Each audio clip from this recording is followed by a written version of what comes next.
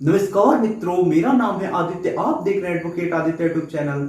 एक सवाल जो लोग मुझसे बार बार पूछते हैं कि सर हमें ये बताइए कि अगर मैं अपनी पत्नी से डिवोर्स ले नहीं रहा हूँ, मुझे डिवोर्स की डिग्री कोर्ट के द्वारा मिल जा रही है, तो ऐसे में मैं दूसरा विवाह कब कर सकता हूँ, यानी डिवोर्स की डिग्री मिल जाने के बाद कब दूसरा विवाह किया जा सकता है। इस संबंध में मुझसे बहुत सारे लोग सवाल करते हैं और ये चीज जानना आपके लिए अति आवश्यक भी है, क्योंकि अगर आप कोई कानून है और आपको उसकी जानकारी नहीं है और जानकारी के अभाव में आप उस कानून के खिलाफ काम कर लेते हैं, तो आप ये कह के कभी नहीं बच सकते हैं कि मुझे ये कानून पता नहीं थी, इस वजह से मैंने ये काम कर लिया। अगर आप ऐसा कर लेते हैं कानून की जानकारी के अभाव में, तो भी ये चीज अपराध ही मानी जाएगी। यानी कभी भी आप ये चीज कह के नहीं बच सकते हैं कि मुझे कानून की जानकारी नहीं थी तो मैंने कर दिया। तो यहाँ पे भी आपको ये जानकारी होनी चाहिए, अगर आपका डिवोर्स होने वाला है, यदि आपको समय अवधि जो बताई गई है कानून में, जितने दिनों तक रोक लगाया गया है, आप उस कानून का पालन नहीं करते हैं, तो यही आपके लिए दिक्कत कर सकता है। तो आज के इस वीडियो के माध्यम से मैं आपको हिंदू मैरिज एक्ट के अकॉर्डिंग विवाह विच्छेद हो जाने के बाद पुनः विवाह कब कर सकते हैं, इसी संबंध में जानकारी देने वाला हूं। तो ये वीडियो आप लोगों के लिए काफी ज्यादा इंपॉर्टेंट है, तो चलिए वीडियो को शुरू करते हैं। अगर आप जुडिशरी एग्जाम की तैयारी कर रहे हैं, तो ऐसे में आप लोगों के लिए बड़ी खुशखबरी, अब आप अनअकैडमी की मदद से घर बैठे ही लाइव क्लासेस के माध्यम से अपनी तैयारी बहुत आसानी से कर सकते हैं। अनअकैडमी पे 25 अगस्त 2021 से unlimited 6 month batch for UP PCSJ शुरू होने जा रहा है। ये batch Uttar Pradesh PCSJ exam के लिए काफ़ी ज़्यादा महत्वपूर्ण होगा। इस बैच में आपको नीरज कांत उपाध्याय सर और सुमित सर के द्वारा नॉलेज दिया जाएगा, और साथ ही साथ judiciary linking batch by Tansukh Paliwal sir and उनकी टीम के द्वारा चलाया जा रहा है। इस बैच के जरिए आप राजस्थान, उत्तर प्रदेश, दिल्ली, पंजाब, हरियाणा, बिहार, मध्य प्रदेश और अन्य सभी राज्यों के जुडिशरी एग्जाम की तैयारी बहुत आसानी से कर सकती हैं। और साथ ही साथ बहुत सारे एजुकेटर के द्वारा कई बैचेज पीसीएस जैसे संबंधित एग्जाम के लिए चलाए जा रहे हैं। अनअकैडमी पे आपके एग्ज़ाम के प्रिपरेशन के संबंध में आपको बहुत सारी सुविधाएं दी जाती हैं, जिनसे आप अपनी तैयारी को बहुत आसान बना सकते हैं। यदि आप अनअकैडमी पे सब्सक्रिप्शन लेते हैं, तो ऐसे में आपको और भी कई सुविधाएं मिलेंगी। यदि आप 12 मंथ्स का सब्सक्रिप्शन लेते हैं, तो ऐसे में आपको 1 मंथ फ्री सब्सक्रिप्शन मिलेगा। यदि आप 18 मंथ्स का सब्सक्रिप्शन लेते हैं, तो ऐसे में आपको 2 मंथ फ्री सब्सक्रिप्शन मिलेगा। यदि आप 24 मंथ्स का सब्सक्रिप्शन लेते हैं, तो ऐसे में आपको 3 मंथ्स फ्री सब्सक्रिप्शन मिलेगा। और यदि आप सब्सक्रिप्शन लेते समय ASRI10 प्रोमो कोड का यूज करते हैं, तो ऐसे में आपको 10% डिस्काउंट भी मिलेगा।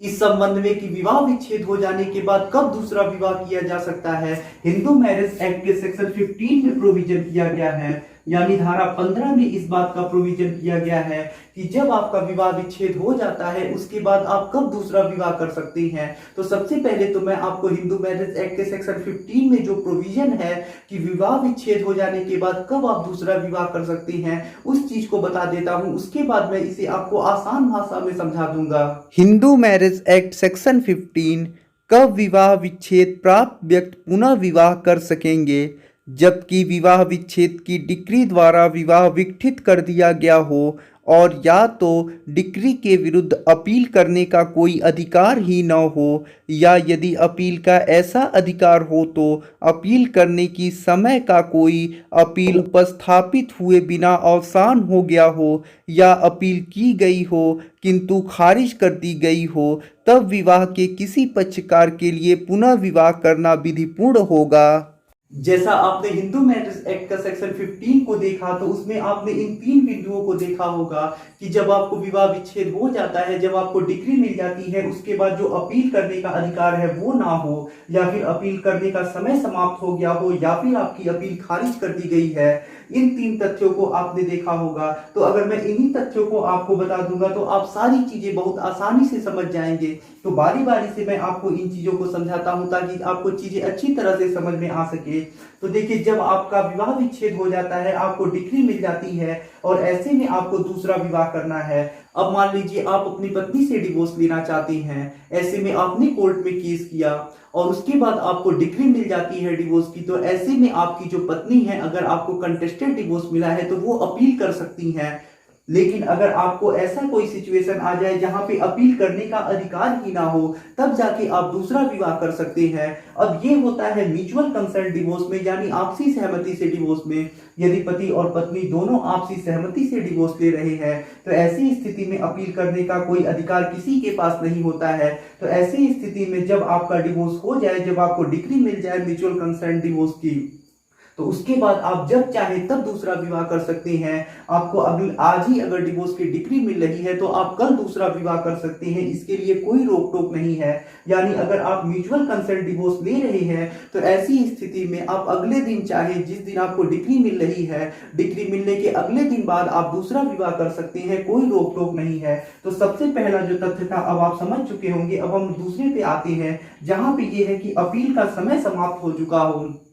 अब जो हिंदू मैरिज एक्ट की अगर कोई डिग्री मिलती है तो उसका जो अपील करने का समय अवधि है वो 90 दिनों का होता है। यानी अगर मान लीजिए पति ने डिवोर्स देने के लिए कोर्ट में केस लगाया, उसके बाद पति को डिग्री मिल जाती है, उसके बाद जो पत्नी होती है वो उस डिग्री के खिलाफ अपीली न्यायालय में 90 दिनों के भीतर अपील कर सकती है। तो अब मान लीजिए ये 90 दिन समाप्त हो जाते हैं, उसके बाद जो पति है वो दूसरा विवाह कर सकता है। यानी पत्नी को जो अपील करने का समय मिला हुआ है 90 दिन, वो अपील नहीं करती है पति को डिग्री मिलने के बाद, तो ऐसी स्थिति में पति दूसरा विवाह कर सकता है।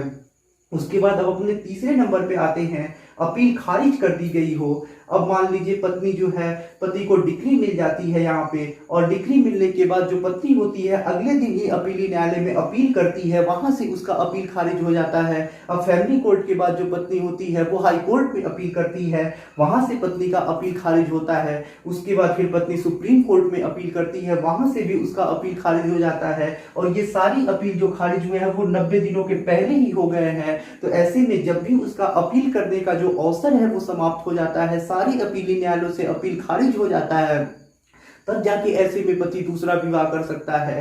तो ये चीज तो कभी हो ही नहीं सकता। आपको इस चीज को ऐसे नहीं समझना है, क्योंकि जो अपीली न्यायालय में पत्नी अपील करेगी उसमें कम से कम 90 दिन लग ही जाएंगे। अब मान लीजिए पत्नी ने हाई कोर्ट में अपील किया, तो ऐसा नहीं है कि उसका जो अपील है वो 90 दिनों के पहले ही डिस्पोज हो जाएगा। ऐसे में इससे ज्यादा दिन का समय लग जाएगा। तो ये तो चीज हो ही नहीं सकता है कभी, क्योंकि पत्नी जब अपील कर देगी तो ऐसे में उसका अपील सारे अपीली न्यायालयों के द्वारा 90 दिनों के अंदर नहीं निपटाया जा सकता है। तो यहाँ ये चीज आप समझिए ही ना। आपको सिर्फ यही चीज समझना है कि जब आपका विवाह विच्छेद हो जाता है उसके बाद आपको पुनः विवाह करने के लिए 90 दिनों तक रुकना पड़ेगा। अगर आपकी पत्नी मान लीजिए हाई कोर्ट में अपील कर देती है, आपको डिक्री मिलने के बाद हाई कोर्ट जो है वो स्टे लगा देता है कि अब आपको दूसरा विवाह नहीं करना है, तब भी ऐसे में आप दूसरा विवाह नहीं कर सकते हैं।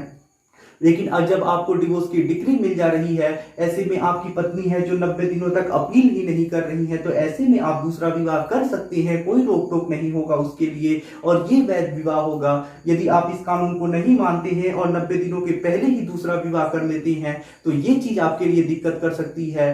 तो आशा करता हूं आप इस चीज को अब समझ चुके होंगे और जान चुके होंगे कि विवाह विच्छेद हो जाने के बाद पुनः विवाह कब कर सकते हैं। आशा करता हूं आपको ये जानकारी पसंद आई होगी। अगर आपको वीडियो पसंद आया हो तो वीडियो को लाइक करें, अपने दोस्तों के साथ शेयर करें, और यदि आप चैनल पर नए हैं तो चैनल को सब्सक्राइब करके बेल आइकन को दबाएं। मिलते हैं नए वीडियो के साथ अगले दिन, तब तक के लिए जय हिंद, जय भारत।